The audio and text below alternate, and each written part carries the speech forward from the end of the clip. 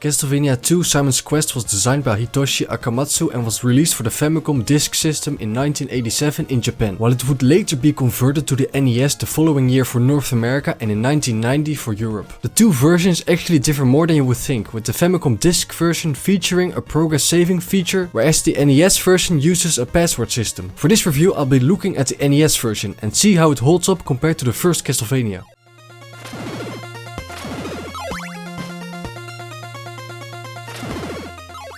Unlike the linear first installment, Castlevania 2 is more open-ended, allowing you to go in multiple directions from the start. The center point is a town where you can talk with townspeople to get some clues on where to go next, but as they can lie and their tips are extremely vague, you are better off ignoring them. In the town there are also merchants that sell useful items such as more powerful whips, items that you need to access otherwise inaccessible areas, and a stake which you need in order to destroy each of the 5 Dracula body parts. The issue is that the game doesn't tell you this, so good luck finding this out yourself, or you can buy Nintendo Power as intended. Luckily nowadays you can easily look up a guide online, which I did as I wouldn't have been able to beat this game without one.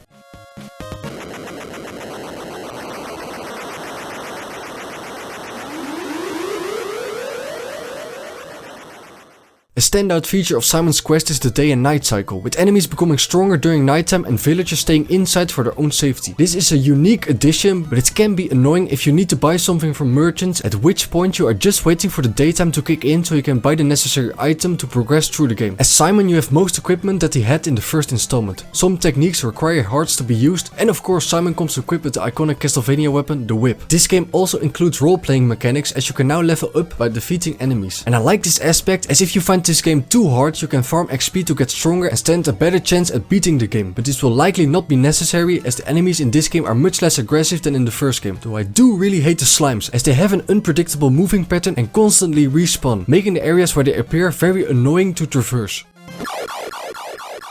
As Simon you need to go to 5 different mansions and destroy the 5 body parts of Dracula's corpse, which ends with you facing off against Dracula to defeat him once again. In total there are 3 bosses, but all of them are a joke, especially when compared with the first game where they were relentless. Though what I find weird is that after defeating the Grim Reaper and Vampira they just reappear, which makes your victory practically meaningless, aside from getting another useful item. With the help of a guide it took me just under 2 hours to beat the game, and based on how fast you beat the game you can get a different ending.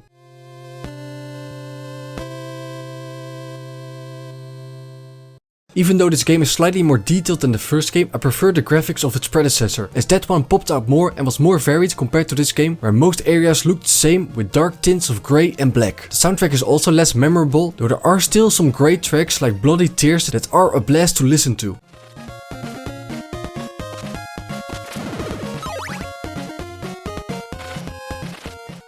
Given that this is considered the black sheep of the classic Castlevania games, I was expecting a frustrating game like Zelda 2, but with the help of a guide, the game didn't annoy me all that much, and I actually enjoyed playing it, but without a guide I would have never been able to beat this game, and in that case it would most certainly be a frustrating experience. So it might not be the best game in the series, but because it is so different from the other classic Castlevania titles, I would say just play it.